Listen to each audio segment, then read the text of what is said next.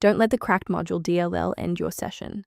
I'm Sophie Chen, a Windows support engineer, and I'll guide you through the scan to restore your gaming performance.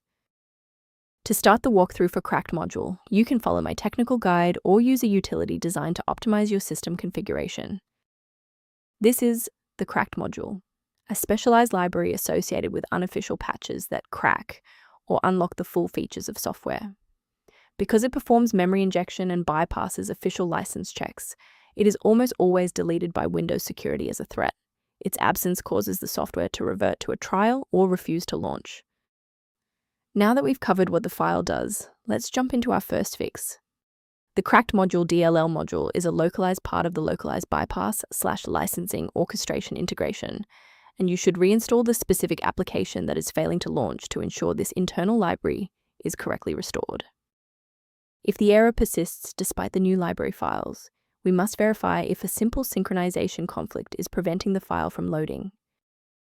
A full system restart ensures that no background processes are currently locking the Cracked module file. A fresh boot allows Windows to reinitialize its library map from a clean state. Take a second to bookmark this page or hit the like button before restarting. That way, you can easily resume this guide once your system has finished rebooting. Since the restart didn't reset the service, we'll manually trigger the refresh now. If you need to pause the video anytime during these instructions, go ahead.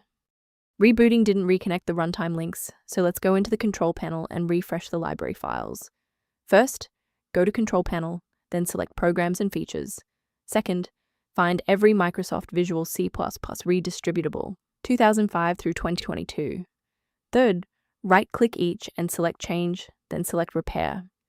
If that fails, download the latest all-in-one VC++ redistributable package from Microsoft's website.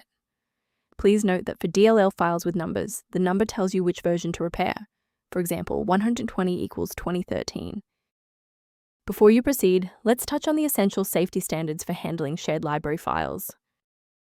The versions of Cracked module DLL found on generic download sites are often compiled for legacy hardware, which can lead to excessive CPU cycles or kernel-level crashes on modern systems. For a comprehensive approach to system health, I recommend incorporating a verified maintenance protocol into your routine.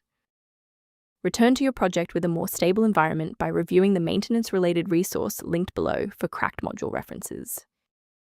To keep your workstation running with a reliable configuration and ensure Cracked module remains stable, subscribe to our channel and like this video.